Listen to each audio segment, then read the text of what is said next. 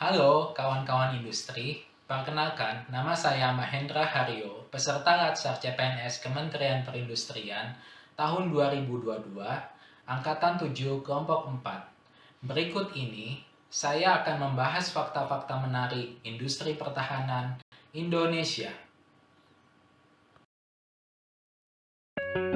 Dilansir dari website pindad.com, Tank Antasena dapat mengangkut 60 orang personel dan 5 orang kru, memiliki kecepatan maksimum 40 knot, serta daya jelajah hingga 600 mil laut.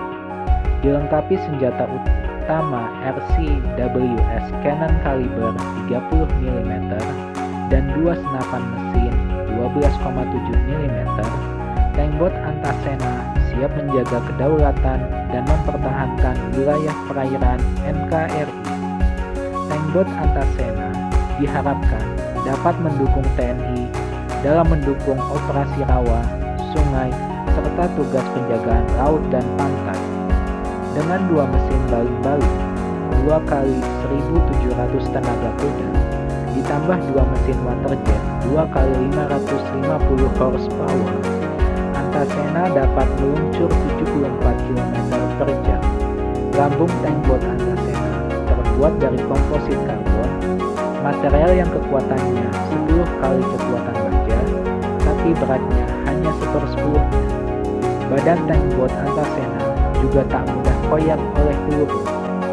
Untuk mendapatkan gambaran yang presisi, Antasena bisa mengoperasikan sebuah drone yang bisa membentuknya ke sasaran yang harus dilumpuhkan, termasuk tank-tank musuh, artileri, dan target militer lainnya.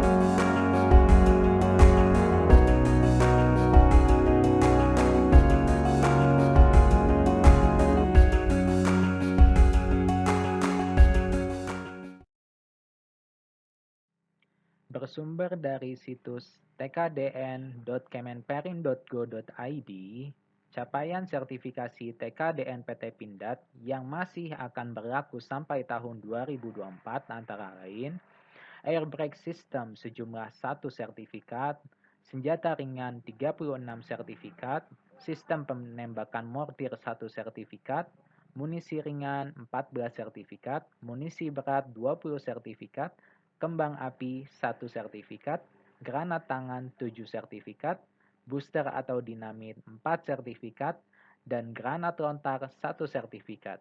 Semua berjumlah 85 sertifikat.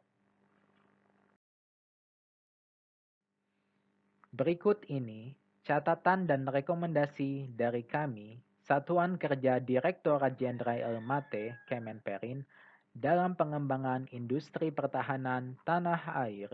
Pertama, pasar produk Alpal Hankam berbentuk monopsoni, sehingga energi tidak diperlukan untuk market creation, sehingga dapat difokuskan di bidang litbang dan produksi.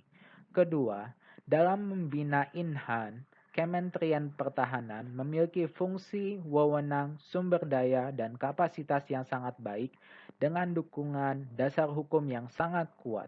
Ketiga, Kemenhan dapat mengadopsi sebagian maupun seluruh strategi pengembangan industri sebagaimana juga dilakukan oleh Kemenperin terhadap industri binaannya. Keempat, peraturan turunan dari Undang-Undang tentang Industri Pertahanan harus segera dilengkapi agar kepatuhan terhadap norma di dalamnya serta kinerja kementerian atau lembaga terkait dapat dievaluasi dengan jelas. Kelima, pembinaan industri sebaiknya dilakukan menyeluruh dari hulu ke hilir, mencangkup sekaligus integrator dan pemasok di bawahnya tanpa terpisah baik dalam sebuah kerangka program maupun berbasis proyek, secara berkesinambungan dengan dasar hukum yang pasti. Keenam, pemanfaatan teknologi terkini atau digitalisasi industri 4.0 perlu menjadi fokus pengembangan industri ke depannya.